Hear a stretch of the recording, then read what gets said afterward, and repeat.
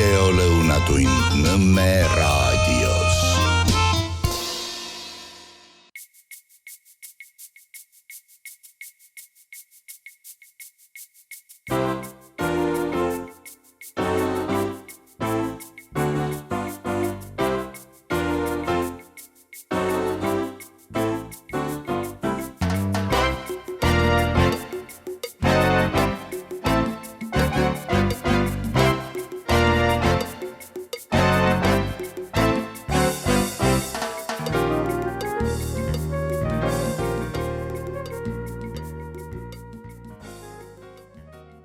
Tere tulemast jälle siia Washington DC-sse, täna on mul järjekordne saatekülaline, see, kellega me rääkisime ka eelmine nädal. Oleg Ivanov on, tema elab praegu Moskvas, ta on kurikuulus Eestis, kui me mäletame, siis temast tegelikult ei tohi üldse rääkidagi, et ta on valitsuse arvates siis riigireetur, kuigi ei ole ühtegi süüdistust pandud, aga ega seda siis vaja ei olegi neil tõestada, et keegi siis riigi vastu on. Tere, Oleg, et esimene küsimus, mis on see, et kui vaadata siin nüüd, ütleme seda mainstream meediat, ütleme lugeda Postimeest, Delfit, siis Moskvas on väga halb elu, et põhimõtteliselt on seal niimoodi, et leiva pole, piima pole, inimesed istuvad järjekorras, põhimõtteliselt on hukule määratud, et siin on vist ainult mõni kuu, kuni siis terve Venemaa kokku kukub, et äkki seletad, et kuidas sa seal hakkama saad, seal Moskvas? Tere päevast, Eesti publik, väga meeldiv on olla sinuga saades. Tead, see, et Eesti meedia valetab pidevalt, see pole mingi ületus minu jaoks ka ja ma arvan, et Eesti rahvas on ka juba sellele harjutanud, et kogu aeg valetatakse. Ikka tänu sellele, et olemas sotskeelid inimesed külastavad Venemaad ja pildistavad ja teevad videod erinevatest kauplustest šokeeritud hinnadega, mis on 2-3 korda odavam kui Eestis. Alates küttesest lõpetades produktidest ja kommunaalkuludest loomulikult ka. Et näiteks mina elasin 2 aasta jooksul Sotšis, ma rendisin endale seal päris suure villa, 450 ruutu. Kui ma postitasin mitu korda oma gaasiarvet, 1400 rublad. 1400 rublad. Ma ei tea, palju see on, 20 euro või? Kui ma postitasin elektrihinnad, seal oli mingi 50 euro maja eest ja nii edasi. Praegu ma rendin siin korteri Moskvas. Ma isegi ei tea, ma ütlen sulle ausalt, et 4000 rublad äkki maksan igakuiselt komuri eest, et võrreldes Eestimaaga, ma ei tea, palju see on, 4-5 korda vähem, ma kujutan ette. Kui ma mäletan oma maja, palju ma maksin Eestis oma maja eest, mul oli kokku 2000 euro igakuiselt gaasi, elektri, see on siis see internet, televisioon ja kõikide teiste kommunaalide eest, et talvel oli 2000 euro, suvel oli 1000 kopikatega, nii et see oli, mul oli kogu aeg, iga kord ma mäletan, mul oli kogu aeg šokk, kui mul tuli järjekordne arve, mida ma pean maksma ja ma sain aru, et meid röövitakse, meid räägitakse, et me ostame kalli Norra gaasi, faktiliselt Vene gaasi müüakse Norra gaasi hinnadega, siiamaani Eesti rahvale. Et mis puudutab momendil seisundi, siis elame väga huvitaval ajal. Praegu, kui Ameerika Ühendriigid on osalenud ja on alustanud Iisraeliga konflikte Iraaniga, siis Hiina võimud ja teised Kesk-Aasia, ütleme, võimud saavad aru, et nemad võivad olla järgmised ja nad faktiliselt valmistavad konfliktideks. Ja kui me näeme naftagaaside hinnad, kuivõrd palju nad on läinud ülesse, kui me näeme, palju Venemaa on sellega teeninud, ma ei kujuta ette, kuidas on võimalik valetada, et Venemaa eelarve on tühi ja miinusega. Ma ütlen sulle ausalt, et nii palju kui mina tean, Venemaa on selle konfliktiga hirmsasti mäletu väga suures plussis olnud. Kuigi see polnud nagu eesmärk. Aga mida ma võin sulle praegu kohe ütelda, et kui me räägime Venemaast, kindlasti Eesti rahvale tasub sellest teada, et me elame praegu sellisel ajal, kus on Venemaa eest teatud väljakutsed olemas ja kõige suurem ja olulisem väljakutse on see, et Venemaa proovib distantseerida. Me oleme jõudnud sellise staadiumile, kus võivad nii USA kui Iisrael võivad kasutada kas tuumarelvad või siis kõige võimsamad tavarelvad. Igal juhul Venemaa proovib sellest distantseerida, loomulikult ütleme moraalselt toetab Iraani, tulevad siin delegatsioonid nii Hiinast kui Indiast kui Iraanist kogu aeg Moskvasse, võtab neid vastu, räägib, aga ma näen, et nad proovivad maksimaalselt palju distantseerida, kuna see situatsioon võib olla nii ohtlik, et mingi hetk sellises olukorras võivad alustada, see situatsioon võib välja tuua täiesti kontrollist välja. Keegi ei oska isegi prognoseerida, kuhu see võib jõuda, mis staadiumile, kuna Trumpil on vaja maksimaalselt kiiresti ja edukalt selle sõda ära lõpetada. Iraan ei ole valmis niisama oma riigi kaotada.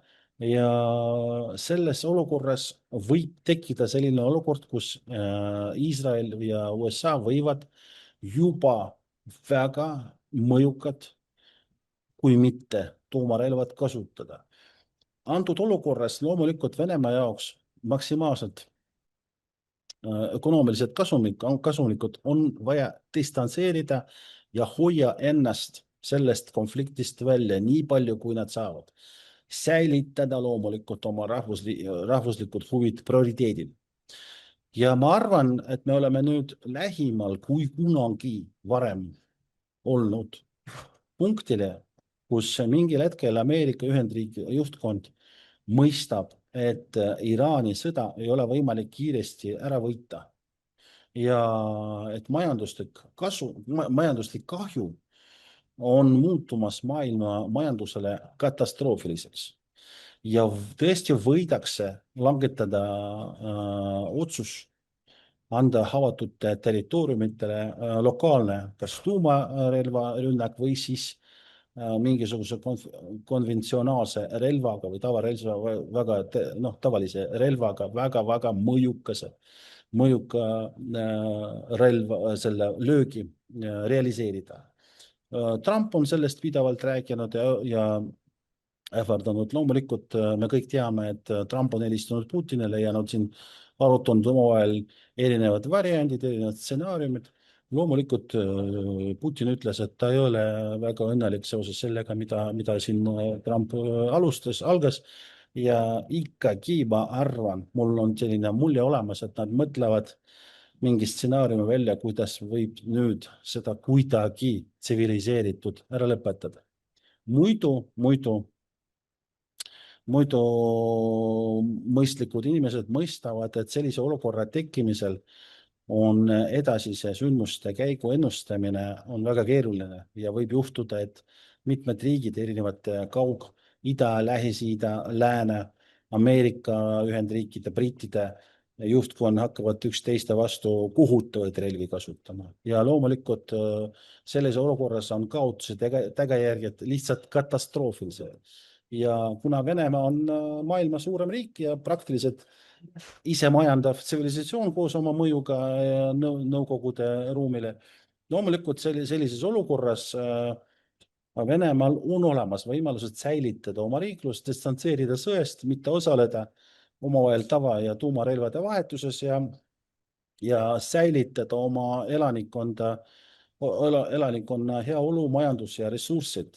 Isegi kui nad seda mitte arenevad, vaid lihtsalt säilitavad sellises katastroofilises olukorras. Juba see on väga suur loomulikult võit. nii et ma arvan, et noh, see, et Eesti meedia seal midagi valetab, noh, talle makstakse selle eest, et valetada. aga elame tõesti väga huvitaval ajal ja vaatame, millega see asi lõpeb. mul on ikkagi selline mul on selline mulje ja mul on selline arusaamine sellest situatsioonist, et Trump ja Putin ikka leiavad mingisuguse võimaluse kuidagi tsiviliseeritud selle asja ära lahendada. Nüüd ma küsin su käest ühte asja, mida ma olen tahtnud sinu arvamust, konkreetset arvamust selle Ukraina koha pealt, et praegusel hetkel USA võttis oma siis abi tagant ära Ukrainalt, aga Euroopa Liit siis kühvetab sinna nii palju raha, kui vähegi võimalik veel on, et ega Euroopa Liidul on endal ju tohutud majanduslikud raskused, et kui võib-olla sa oled kursis sellega nii rohepöördega kui igasuguste nende moslemite sissevedamisega. Nüüd on nad suutnud närvi ajada nii Poola kui siis ka oma endised sõbrad. No mis siin nüüd saama hakkab, et Družba, ma saan aru, nad hoiavad kinni, nad ei lase sealt kütust Ungaris on, noh, selles mõttes on nagu suur jama, et niinimetatud liitlane hoiab kinni ja veel ähvardab veel kallalegi tulla, kui vaja on. Mis sinu prognoos, mis nüüd saama hakkab? Ei, vaata, kõige huvitav asi on see, et Zelenskõi on niivõrd nahaalseks muutunud, et nad nüüd ähvardab isiklikult Orbanit, isiklikult ähvardab Slovakkia peaministrit. Isiklikult kujuta ette, et ta on niivõrd suure toetuse brittide poolt saanud, et ta võib endale lubada isiklikult ähvardada nii Orbanit kui ka ta pereliikmed. Mina arvan seda, et ameeriklased, no britid momendil rohkem isegi, väga, väga kallimalt müüvad Ukrainat Venemaale. Väga kallimad. Me kõik saame väga hästi aru, et selle 30 aasta jooksul Ameerika ja Britannia on teeninud triljonid selle, ütleme, Nõukogude Liidu langutamisega ja ütleme, nende ressurssidega, mis nad on saanud nii Ukrainast kui ka Venemaalt.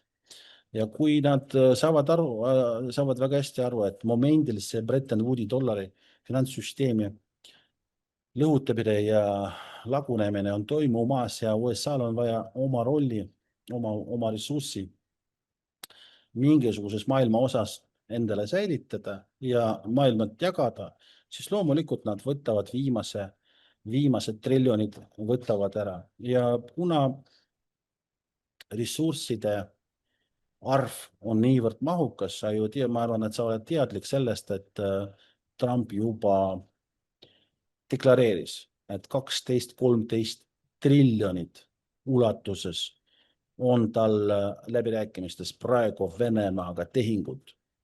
Noh, kujuta ette, missuguses summadest üldse jutt käib.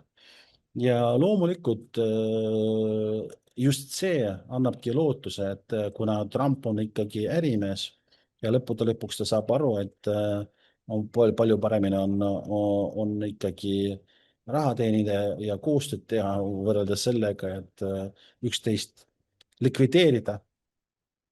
See annabki lootuse, et mingi hetk ikka müüvad lõpuni ära. See müük ei ole praegu veel isegi pooleli tulnud. Ma arvan, et see on veel alustamas.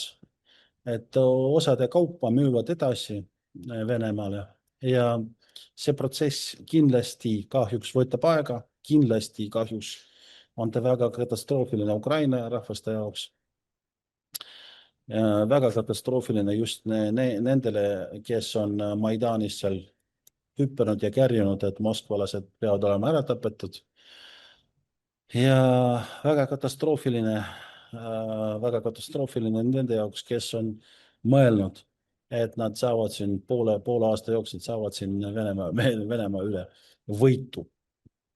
Nii et Kahjuks jah, me oleme sellise situatsiooni eest, kus me näeme, et Odessa on järgmine, Nikolaev on järgmine, Kherson, Dnipropetrovska oblast ja Harkov on järgmised, mida müüakse väga kallimate hinnadega Venemaale edasi. Ja noh, ma, ma võin ainult ma võin ainult Jumalat paluda, et see võtaks nii vähem elusid, kui on võimalik, sest momendil me vaatame, kui me vaatame, missugune katastroof toimub Ukrainas, oli 54 miljonit inimest. Siis, kui Nõukogude Liit lagunes ära, praegu on vähem kui 20 miljonit, sa kujuta ette, rahvus lihtsalt kaotab oma geenid ära. Oma noored, kõik noored lahkuvad, kas neid tapetakse ära või nad lahkuvad riigist välja. Ja ma just seetõttu ma mõtlesin, et eestlased just teevadki järeldusi selles osas ja saavad väga hästi aru, et ei ole vaja sellise teele minna. Aga kahjuks järeldusi pole tulnud. Nii et prognoosid anda. No prognoosid on sellised, et kui me vaatame eelarvet, siis eelarve alati näitabki seda, missugused plaanid on. Eelarves on praegu väga suured rahad planeeritud sõjaväekompleksi arengukas. Järelikult seda algab. Järelikult keegi ei oota seda niinimetatud pirimiiri, et seda ei tule. Järelikult need läbirääkimised, mis on toimumas, see on lihtsalt kokkumäng ja spektakl. Ja järelikult kahjuks meil ei ole väga palju lootust praegu sellest lõpetamiseks lähima aasta paari jooksul. Kahjuks mitte. Aga mis sa arvad, kas see on äkki sama skeem, nagu mida tehti, NATO tegi Afganistanis, et nad olid ju 20 aastat, olid nad siis Afganistanis.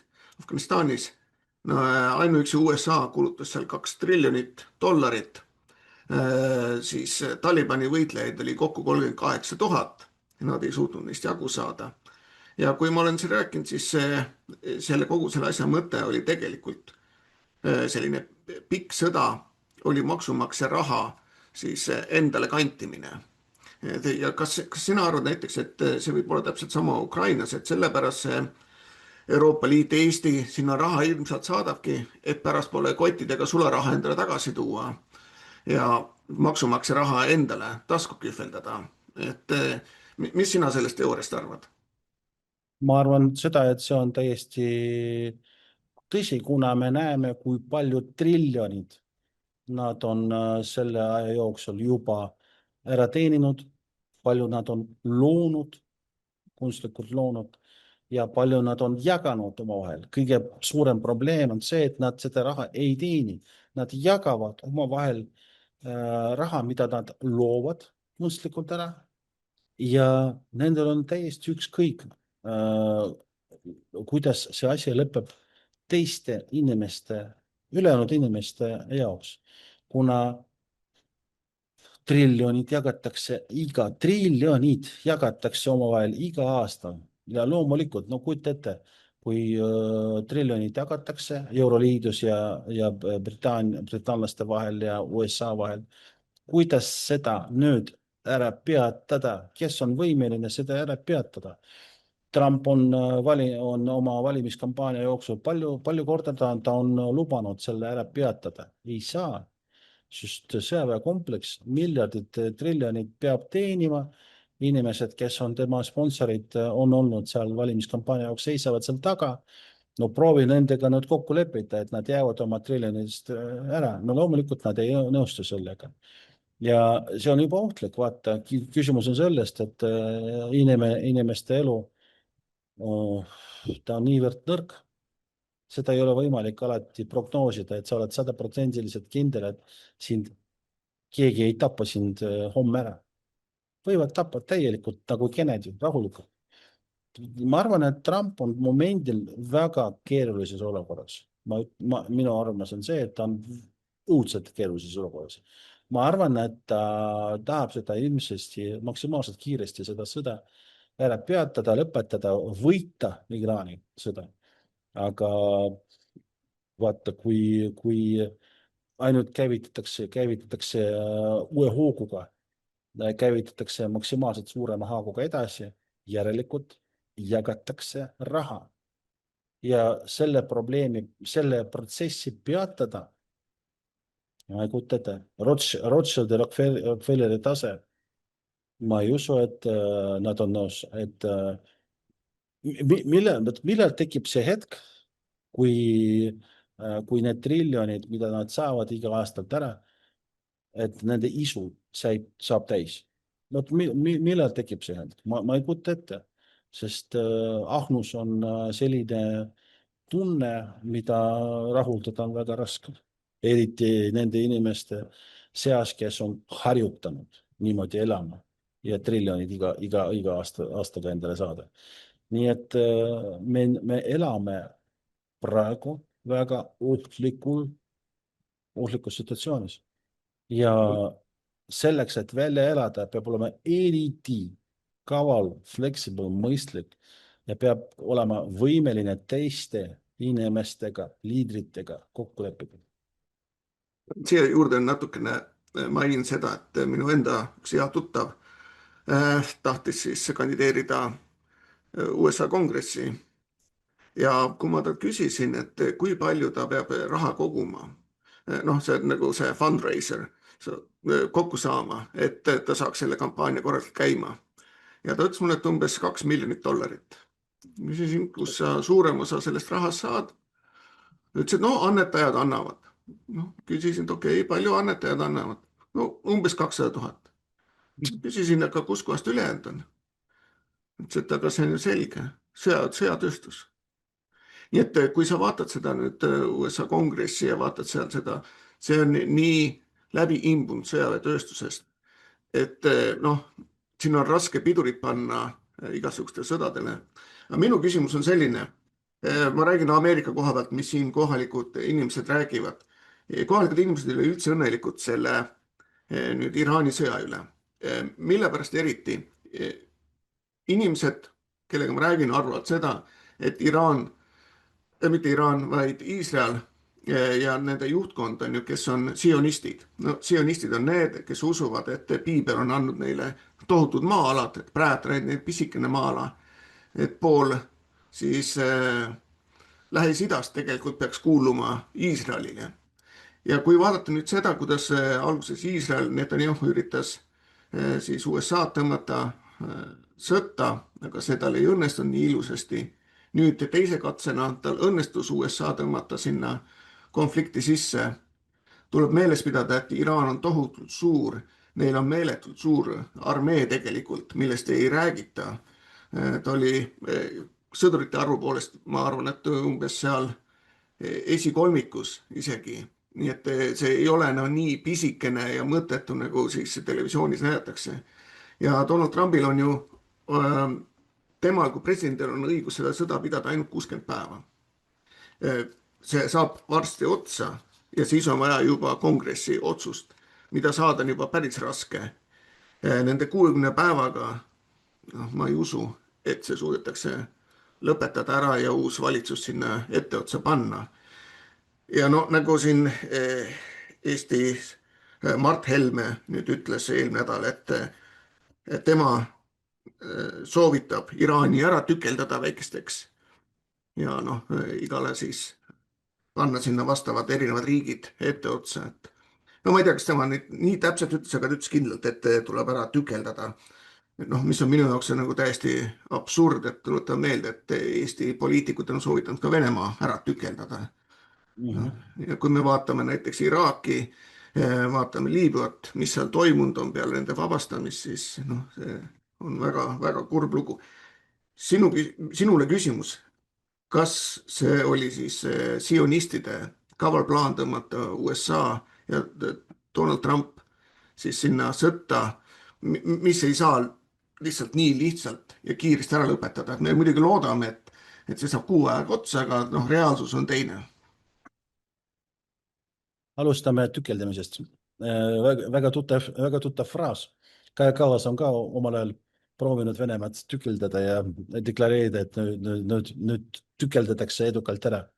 Aga näed, ei tükeldanud. Tsahkna, Eesti välisminister ka nüüd paar nädalat tagasi ütles, et Hiina liidrit on vaja ka taevasse saata. Täpselt nii, nagu USA on teinud Iraani liidriga. Iraani liidrit on vaja taevasse saata Putini, põrgule ja Hiinale. Kui Eesti välisminister niimoodi ütleb, ma ei kujuta ette, mis tal peas on. Kas ta tahab nüüd sõjaväekonflikti Hiinaga tekitada või Eestile? Kas ta üldse ei saa aru, mis ta üldse räägib või? Ma kardan, et ta saab väga hästi aru, mis ta räägib. Ma kardan, et antakse selline käsu niimoodi rääkida ja ta räägib seda, mis on eriti kurb asi Eesti rahvase jaoks, kui välisminister Hiina suhtes niimoodi räägib. Ja noh, ma arvan, et sa oled kursis ja eestlased on ka kursis, et Hiina saatkonna reaktsioon oli päris adekvaatne, kohe sellisest nad ütlesid, et me ikka mõtleme, me pakume eestlastel Eesti välisministeerium mõelda enne seda, mida ta üldse räägib. Nüüd, mis puudutab Iraani.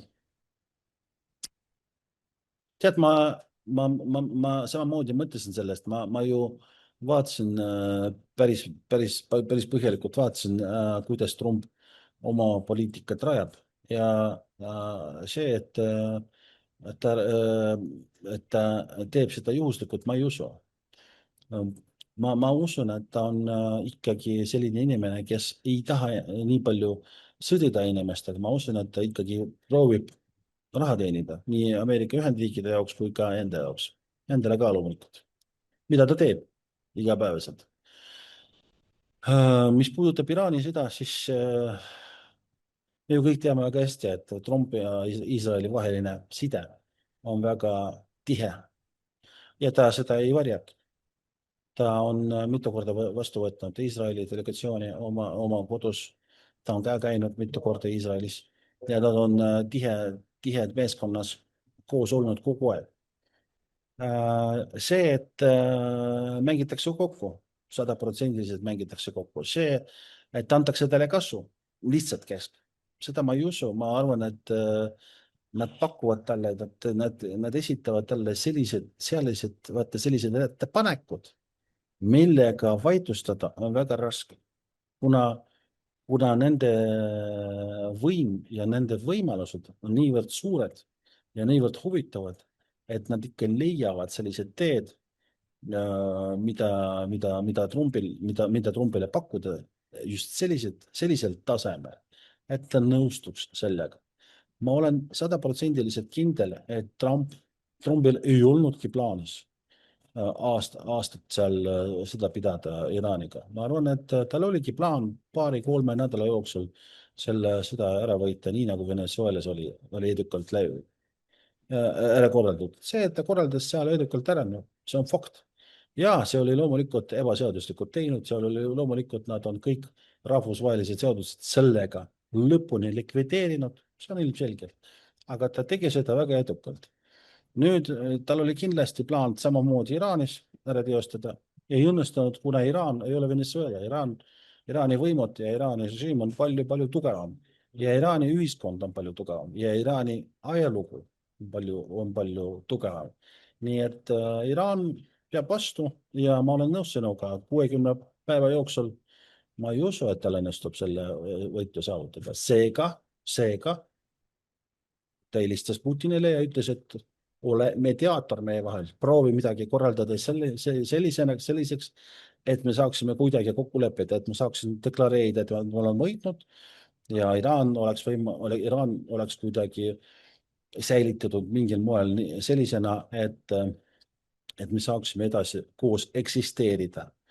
Nüüd, mis puudutab Iraanit, siis mina ise arvan seda, et üks asi on emotsioonid. Loomulikult nad on väga vihases olukorras, Iraan on praegu vihkamas. Ma kujutan ette, et inimesed vihkavad Ameerikat momendil seal. Aga valitsus peab mõtlema, kuidas sellises olukorras praegu edasi elada. Ilma kokkulepeta, ilma läbirääkimista ei ole võimalik. Ja seega ma arvan, et Putini ja Hiina modereerimist võetakse vastu ma arvan, et Hiina, Venemaa, USA ja Iraan, võib-olla India, võib-olla mitte, lepivad omavahel midagi kokku lõppude lõpuks. Ja ma loodan, et see tuumarelva kasutamist isegi lokaalselt ei juhtu. Ma loodan vähemalt, nii palju mõistis peab olema, et mitte kasutada seda. Ja me näeme, vaatame, kas mul oli õigus või mitte, aga palvetan ja palun Jumalat, et ikkagi see juhtuks. Muidu situatsioon läheb täiesti kontrollist välja. Pole võimalik kontrollida ja seega just see ongi kõige suurem praegu küsimus Vene meedias ja Vene ühiskonnas ja juhtkonnas.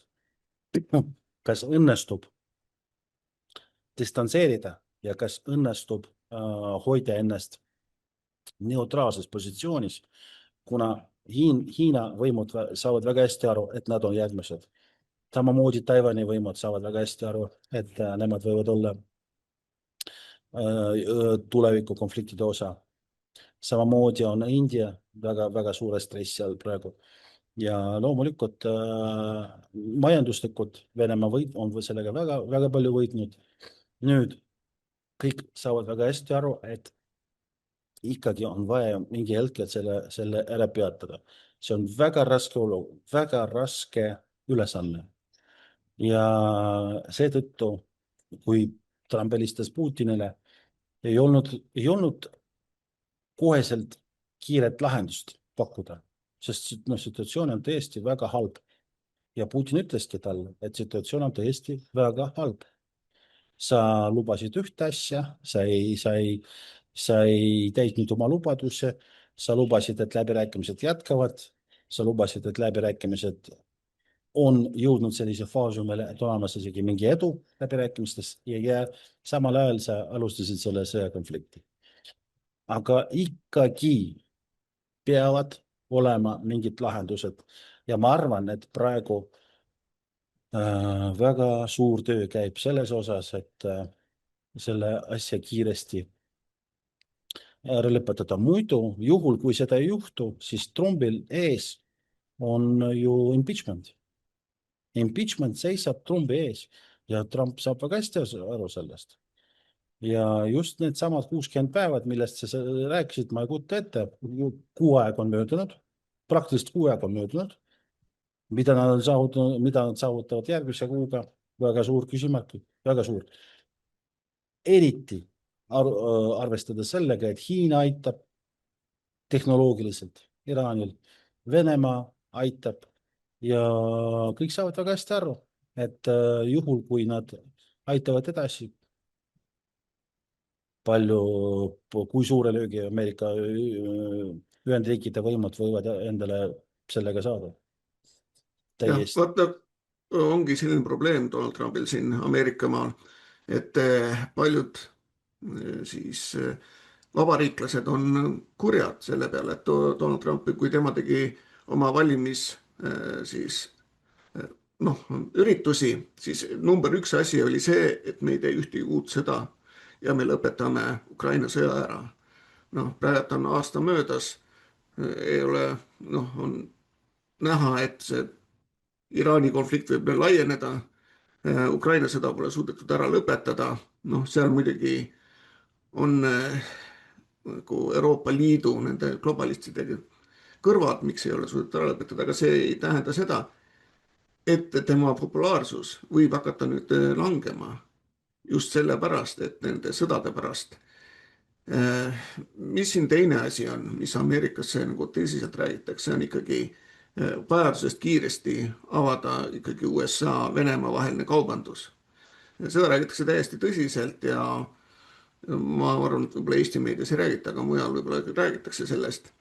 Ja miks siis Roman Pipko Eestis saadeti oli sellepärast, et ta oli ju paarkümmend aastat Venemaa, USA kaubanduskoja president.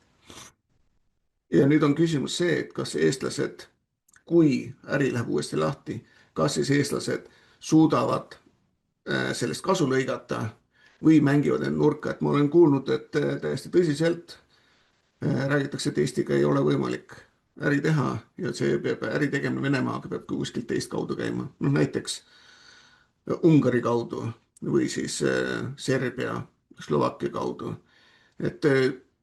Aga see on ju tegelikult Eesti majandusele surmahoop või mis sina arvad? Ja, täpselt nii me rääkisime sinuga eelmises saates, on see, et kui nüüd kasutades sellise olukorra, mis on praegu tekkinud tänu selle Iraani ja USA vahelise konflikti, Venemaa võtab oma viimased nafta ja gaasid voogud sealt Euroopast ära ja saadab neid nüüd Kesk-Aasiasse, välja arvatud Serbia, Bulgaaria, Tšehhi, Slovakkia ja Ungari, välja arvatud, nagu Putin ütles. See tähendab seda, et need riigid, keda ta seal nimetas, need riigid on, need riigid kogevad majanduskasvu, tootmist, õitsengut ilma humanitaar- ja majanduskatastroofide oma elanikele. Ja keda nüüd süüdistada? Ütle mulle, sa rääkisid Eesti suhtes. Keda süüdistada?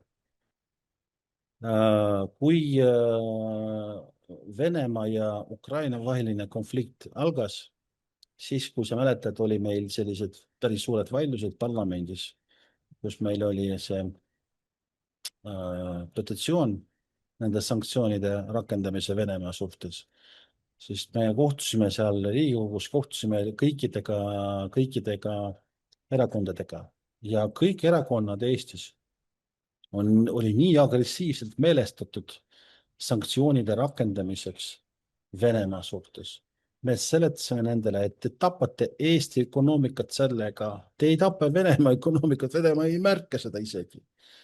Aga te tapate, no nüüd seesama Helme raadios isa ja poeg kurdavad, et kurrad, meie eksperdid on meile valetanud, et me toome kahjumid Venemaale, kurat, et teeme kahjumid Eestile.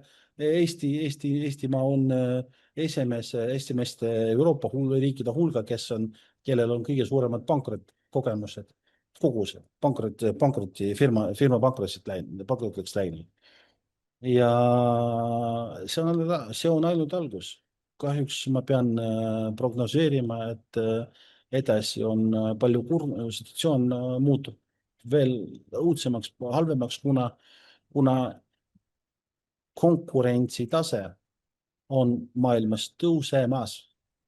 Ja kui sul on hullud kommunaalkulud, sa pole võimeline konkureerida serblastega, hiinlastega, ungarlastega, kes nüüd teenivad. Ungarlased hakkavad ju müüma need gaasi naftavoogud, hakkavad müüma nüüd sakslastele ja teistele eurooplastele ja topelt teenima sellega. See on ilmselgelt ju. Kes on keelanud eestlastele niimoodi tegema omal ajal? Mõistus. Kes? Mõistus. See on rahvuste geen.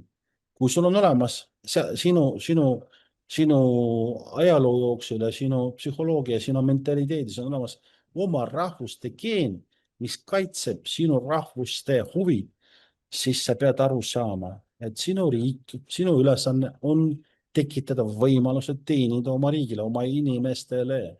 Aga kui kahjuks meie valitsuses istuvad inimesed, kes mõtlevad, kuidas röövitakse inimest, kuidas röövida inimest oma idiootsuse trahvidega ja kommunaalidega, no loomulikult me ei saa jätkata oma arengut, see on ilmselgelt. Ja Orban on loomulikult kõva mees. Ja, muidugi mainin siia ära, et just eile Ungaris oli rahumarss, mille korraldasid minu enda head tuttavad ja sinna tulid 100 000 inimesed kohale. Eesti meedias sellest eriti ei räägitud ja nemad just mängivad selle peale, mitte mängivad, et tõotsid seda, et nad on täiesti rahu poolt, igasuguse sõja, igasuguste lolluste vastane. Siit edasi sa ütlesid Eestis on raske äri teha, palju läheb pankrotti, aga Eesti peaminister nüüd eelmine nädal ütles, et Eesti on 16. kohal terves maailmas heaolu siis uuringul, et inimestel on nii hea elada, et põhimõtteliselt me oleme tipus. Et kuidas sa seda kommenteeriksid?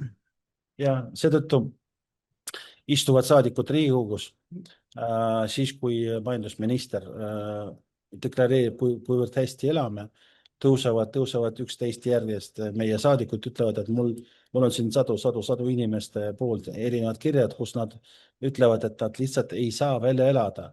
Nende palk on 1500 euro ja kommunaalid on 1200 euro. Ja kuidas siis välja elada, ütelge palun, kui maksta 1250 oma kommunaalide eest ja ülejäänud 250 eurot jääb elamiseks üheks kaupluseks. Üks kauplus Eestis maksab 200-250 euro. Rohkem, sul ei ole teist raha. Lasteaed, kool, lapsed, ma ei tea, teised sinu vajadused igapäevases elus.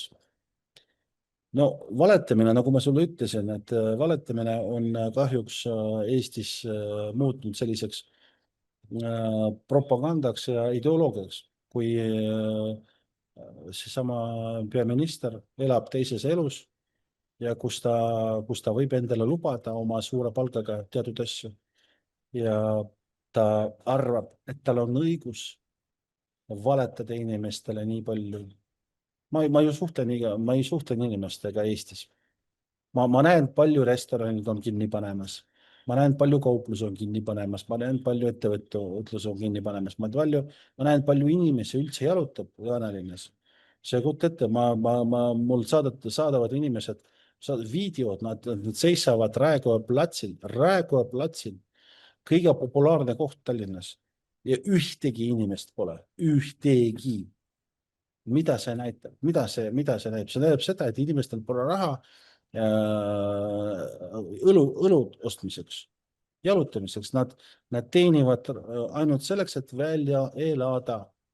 Nii et las ta siis räägib nendele inimestele, las ta räägib restoranidele, kes panevad oma uksed kinni. Et hea olu, aga kus inimesed on? Miks pool restoranidest on?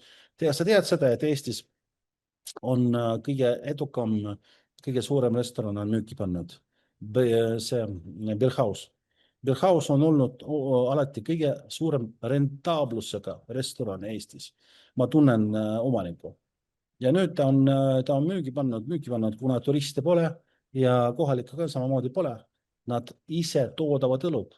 Kui inimesed ise toodavad õlut ja nad on miinuses ja müüvad oma restorani ainult tänu sellele, et nad omal ajal ostsid selle kinnisvara, muidu see oleks nullväärtus.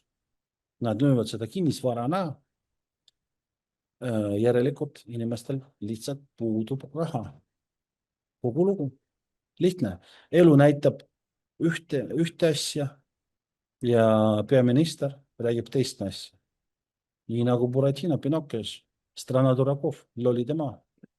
Ennem kui hakkame saatel otsi kokku tõmbama, ma küsin sinu arvamust, et öeldakse alati, et me räägime asjadest ja mis oli ja mis praegu on, aga me ei paku välja lahendusi. Mis oleks sinu kui majandusinimese ja poliitiku arvamus sellest, et kuidas vältida seda, mis on tulemas, seda katastroofi, mis Eesti peaks tegema? Mis oleks need sammud? 3 asja. Esimene, kriminaalvastutus poliitiliste otsuse eest, mida halvenevad majandust, mida hävitavad majandust. Konkreetselt kriminaalkaristus nendele, kes need otsused võtavad vastu ja kes hääletavad nende otsuse eest. Näiteks, kui meil oli pronksöö, siis tolleaegne peaminister Ansip valetas meile, et Venemaa transiit on ainult 2% Eesti ökonoomikast. See oli puhas valetamine, kuna ta ei rääginud seda, et see on suur infrastruktuur, et on olemas logistikaettevõtted, on instituudid, on olemas hüdroehitised, on olemas väga suured alad, mis on sellega seotud. Ja faktiliselt see tõi Eesti riigile 2 miljardit kahjumit iga aasta. 2 miljardit kasumit ja siiamaani toob. Vot see on just konkreetne poliitiline otsus, mis tõi kahjumid Eesti majandusele. See on esimene kriminaalkaristus poliitiliste otsuse eest, mis hävitavad ja toovad kahjumit Eesti ökonoomikale. Teine kriminaalvastutus kodusõja tekitamise eest.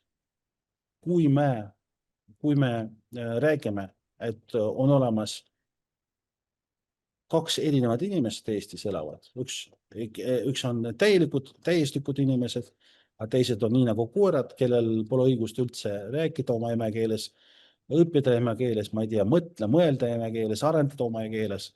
See on kodusõda tekitamine. Automaatne kriminaalvastutus. Ja kolmas peab olema ühiskondlik kokkulepe. Eesti on niivõrd väike riik, niivõrd väike rahvas, et saadikud, keda valitakse ja valitsus, keda valitakse, nad peavad inimestega, kes neid valib, alla kirjutama ühiskondliku kokkuleppe. Ja juhul, kui nad ei täita seda kokkulepet, siis nendel peab olema keelatud järgmisest valimistest osaleda. Et järgmine kord, kui Kaja Kallas valetab inimestele, et automaks või maksed ei tõuse ja tõuseb pärast valimisi, järelikult inimestel peab olema keelatud järgmine kord üldse kandideerida kohaliku või riikide valimistes. Ühiskondlik kokkulepe. Ja see on täiesti võimalik, kuna Eesti on väga väike riik ja me pakkusime seda omal ajal ära ja me pakkusime seda kõikidele. Rakendame ära ja teised erakonnad ei olnud nõus seda rakendama, kuna nad teadsid väga hästi, et nad seda ei täida. Et nad lubavad ühte asja inimestele valimiskampaania jooksul ja reaalselt siis, kui valimised on toimunud, siis, kui nad on saanud oma palgad ja oma ametikohad, nad valetavad järgmine kord ja ei täida seda. Et ei ole võimalik teistmoodi. Inimesed ei usu rohkem ei usu valitsusele ega saadikutele. Lihtsalt vaata, võimud ja saadikud ja erakonnad Eestis on niivõrd diskrimineerinud nendest ära. Oma valetamisega, oma reetmisega, pideva järjekordse reetmisega, et eestlased ja kohalikud venlased lihtsalt ei usu rohkem poliitikutele. Ja ei ole võimalik teistmoodi edasi minna, kui mitte muuta seda. Seega ma pakun 3 absoluutselt lihtsad asjad. Kriminaalvastutus hävingute eest, inimene isiklikult peab vastutama nende eest, nende otsustest. Kui ta selle otsuse ei taha langetada või pole võimeline langetada või saab väga hästi aru, et see otsus hävitab, astuge ära, astu tagasi.